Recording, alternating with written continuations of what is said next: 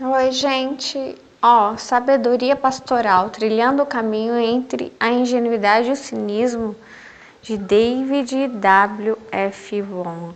Vou ler um trecho aqui do capítulo Viajando no Deserto da Simplicidade, página 97. No quarto século da era cristã, com o edito de tolerância de 313 d.C., a perseguição oficial da igreja chegou ao fim.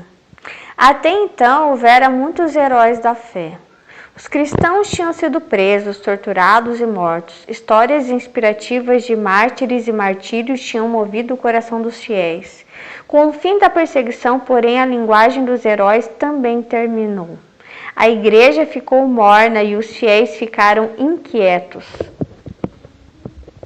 Outro modelo de heróis tornou-se necessário. Foi então que a vida ascética tornou-se popular. O ascetismo, afinal de contas, é uma variante do martírio. Neste, o corpo é entregue à morte. No ascetismo, o corpo é entregue à privação. O asceta, em pouco tempo, substituiu o mártir como herói da fé. Então, ele está falando aqui que os cristãos, eles eram perseguidos, né? Eles sofriam torturas, eles eram comidos pelos leões, eles apanhavam, eles eram mortos, crucificados de N maneiras, se tornando mártires, né? Quer dizer, eles sofriam, né? Aqui a questão é o sofrimento, é o martírio. E aí, quando você tira esse sofrimento, ele fica assim, mas e agora? Vou viver do quê? Né? E aí ele cria uma nova forma que é esse sofrimento, ele valida o valor e a fé dele. É o sofrimento que valida ele. Não é que faça esse instrumento, mas ele acostumou, é algo que está dentro da rotina e do pensamento, entendeu? Dele. E não é assim tirar simplesmente, né? Por isso que os fariseus perseguiam Jesus e dizendo assim, como assim você perdoa pecados? Como assim um ser humano perdoa pecados? Quando ele diz isso, não é só sobre a figura dele de Jesus como Filho de Deus que perdoa pecados. Ele está dizendo, vocês podem perdoar pecados, vocês podem perdoar os seus irmãos. Vocês não precisam levar eles para o meio da praça e matá-los. Vocês podem perdoá-los, por que não? Eu estou avisando vocês que vocês podem. Aliás, desbloqueiem-se para isso. Entendeu? Qualquer tipo de hábito, sentimento que a gente traga para dentro da nossa vida, principalmente se é algo que vem lá de trás da história, a gente não vai conseguir abrir mão disso tão fácil assim. E um deles é a cultura do sofrimento, sabe? A gente acredita nisso mesmo, de verdade, no martírio. Então, eles criam uma nova maneira de sofrerem, que é ou eu vou para a montanha ficar sozinho, eu tenho que me isolar, ou eu tenho que me chicotear, alguma coisa eu tenho que fazer porque eu tenho que gerar o sofrimento. Eu não consigo viver sem o sofrimento.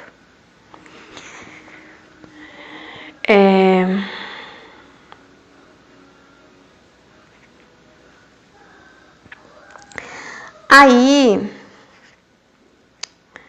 aqui ele fala, ó, homens e mulheres acorreram ao deserto e se tornaram eremitas, que é o que eu falei, outra forma de sofrer é a solidão, enfrentar a solidão. Ó, vivendo sozinhos ou em comunidades, submeteram-se a grandes privações e expuseram-se aos limites da resistência humana. Eles rejeitaram os confortos da cidade e torturaram seu corpo com todos os tipos de dificuldades. Tem histórias de santos da Igreja Católica que fizeram isso, nossa, de uma forma terrível.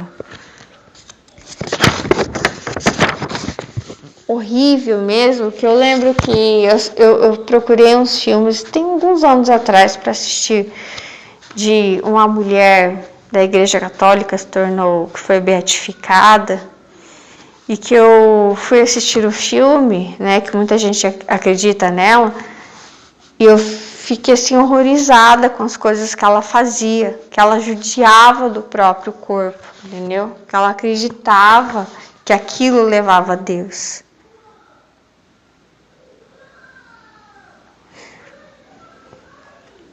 Aqui ele chama eles de pais do deserto, eram simples, ditos dos pais do deserto, incisivos e austeros.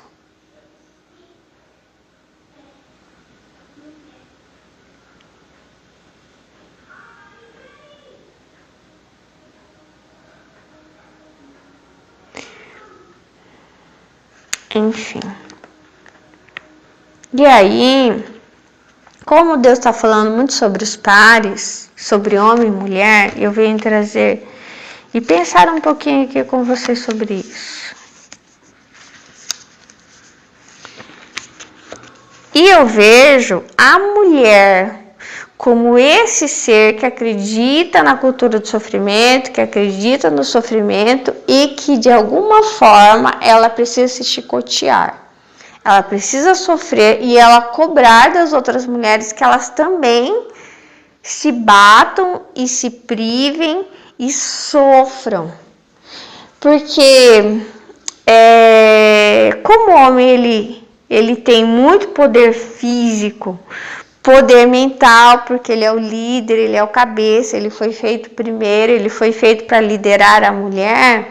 Só que quando ele está longe de Deus, né? Ele peca ali junto com a mulher e ele fica descontrolado, ele fica com um grande poder nas mãos e isso ele usa de uma forma não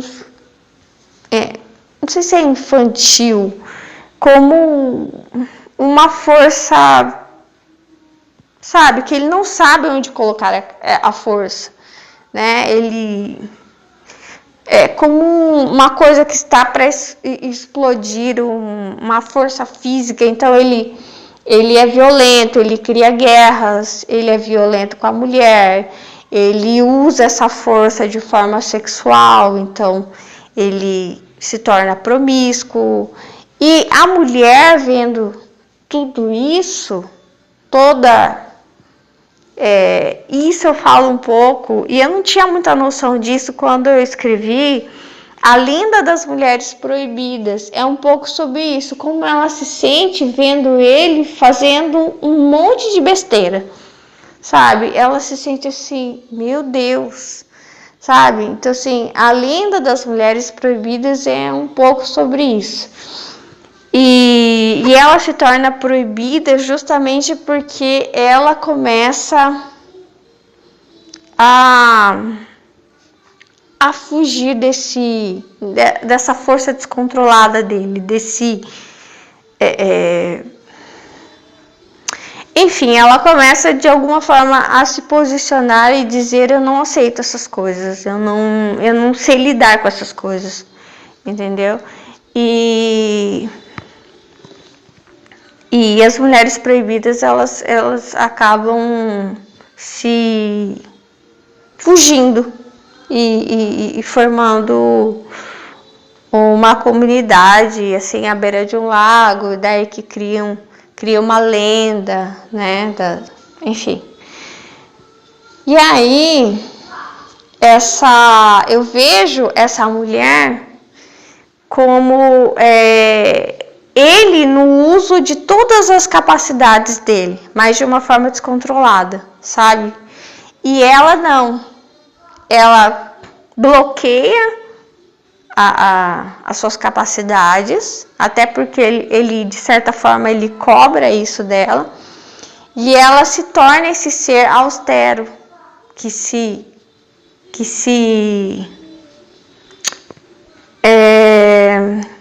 machuca, sabe,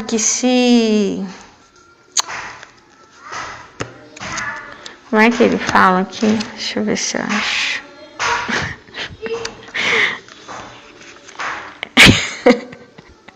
Desculpa. aqui. O corpo é entregue à privação. Uma variante do martírio. Eu vejo isso como essa mulher. Que é como assim, meu Deus. Imagina aqui, ó, dentro da casa tem uma pessoa que gasta os montes, sabe? Mas gasta de forma descontrolada. O que vai acontecer com a outra pessoa que mora junto? Ela vai se tornar extremamente avarenta. Porque, meu Deus, olha o tanto que ele gasta. Alguém precisa, né, ter controle dentro dessa casa. Então, sim, ela se torna o controle. Né? Por isso que toda a cobrança vai em cima dela. Porque ele é descontrolado nas atitudes dele. Então, ele é explosivo, fisicamente, sexualmente, em tudo. Então, quem tem o controle é ela, só que em controle opostos, 880, entendeu? Então, é mais ou menos assim que eu vejo o homem e a mulher ao longo da história. E agora, não tem mais austeridade, né? A mulher, ela busca ser igual ao homem. Então, qual que é o problema da mulher hoje? Que ela quer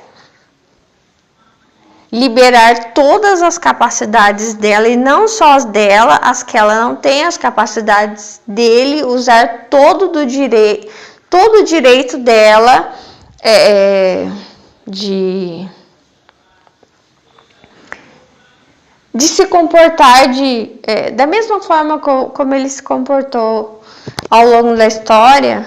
Ela quer, é quase como tripudiar, é quase como uma vingança, sabe, dos sexos. E eu acho que aí é que as coisas desandam, né?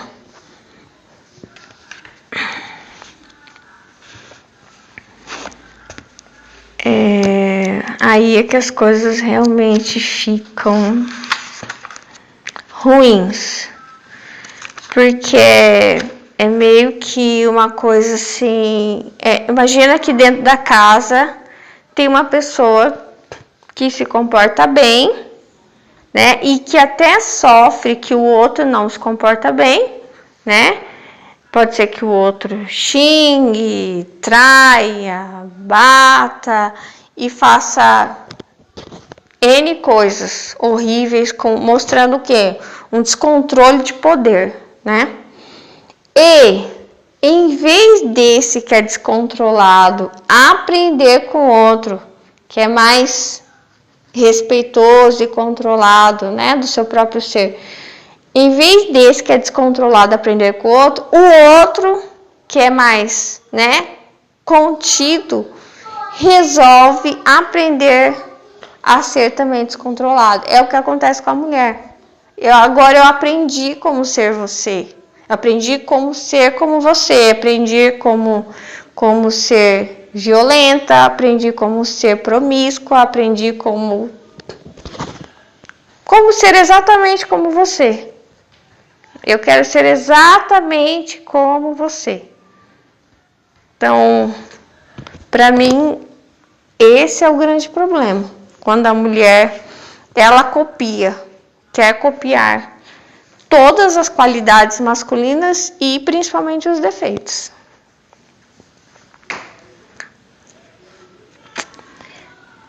É isso que eu vejo, né? E eu acho que não é uma escolha, é algo que a pessoa faz de modo, não só a pessoa, né? A coletividade, de um modo inconsciente. Tchau.